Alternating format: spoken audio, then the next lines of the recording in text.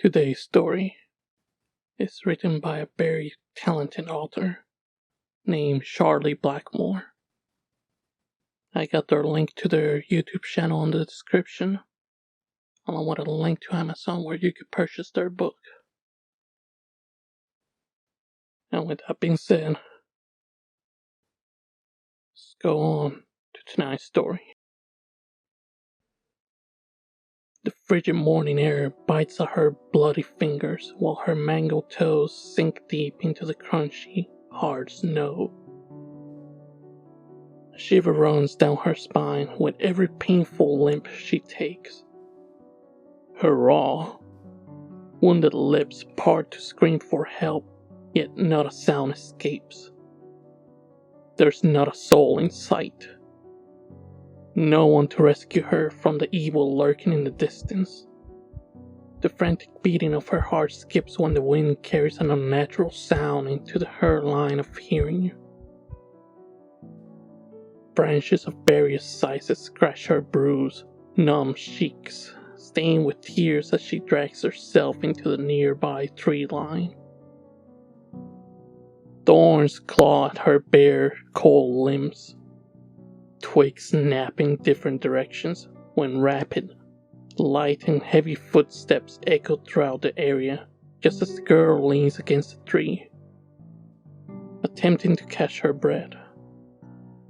Low, inhumane growls seem to come from somewhere close, except she doesn't see anything as she glances around. One bloody handprint resides on the bark upon the girl's pushing herself up.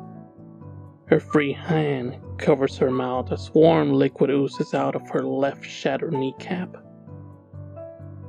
Fragments of bone fall to the ground, causing her to cry out in pain. A loud gunshot causes the birds to scatter. She hastily pulls herself further into the trees, desperate to get out of that scary place and back home in her bed.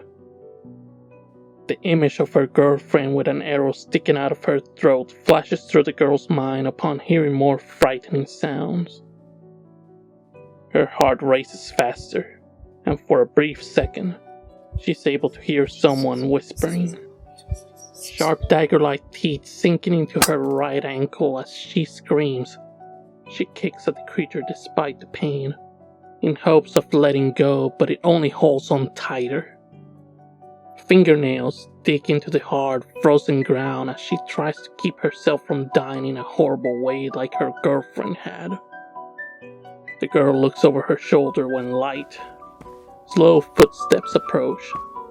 Snowflakes fall down around her, just as a beautiful child's distorted face comes into view. Messy dark hair covered the one blue eye, while the brown one continues to stare. Her eyes widen upon seeing the young boy's plump, red lips curl into an unsettling smile. He doesn't look entirely human. The boy giggles as he pokes at her injured ankle with a stick. Her whimpers of agony seems to make the child happy.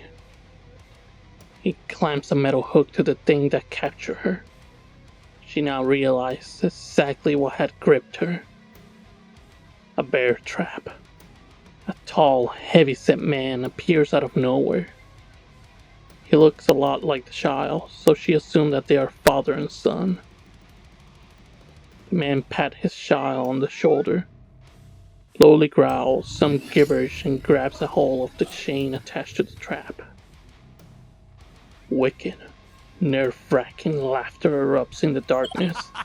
The girl screams as loud as possible when she hears the sound of flesh being torn open. The father and his son leisurely travel the path she had taken. Her fight to survive is nearing the end.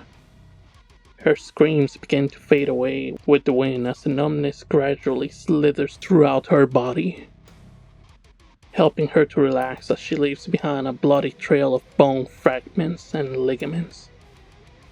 The girl's lifeless body grows colder, frostbites nipping at her fingertips as the barely human people drag her out of the tree line, across the frozen pond and down the wooden stairs of a cellar. Her body is carelessly thrown onto an old and cracked wooden table. The contorted man grabs a meat cleaver and quickly begins to cut her limbs apart. He has less than 3 hours to get her into the oven. He doesn't want his family to be without a Christmas dinner again this year. Red, blue, green and orange lights glimmer against 2 large silver platters. Smaller glass bowl hold a decadent spread of goodies for each person to indulge. The man sits at the head of the table with a carving knife in hand as he glances down each side of the table. The smiles on his family members' faces makes him happier than he felt in a very long time. Living in the mountains and taking care of a family of 15 hasn't been easy. He happily slices that girl's juicy, cooked meat into thin pieces. He thanks the heavens for sending the guests of honor onto his property. The family eagerly grabs at the different dishes sitting atop the table, smiling, laughing, and talking among themselves on this happy night. Each and every marinated piece of that girl and her girlfriend tasted sweeter than anything the family had in so many long and miserable years. The guest of honor had taken her girlfriend on a small hiking trip to get away from the stress of their lives. However, she hadn't planned on getting lost in the mountains and being hunted down for a struggling and really hungry family to enjoy. The loss of the girls' lives meant that a handful of other people got to be happy, even if it was for one night.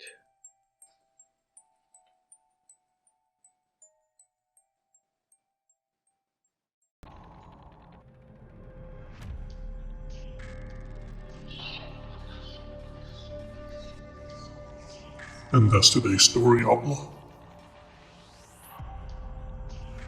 Be safe out there.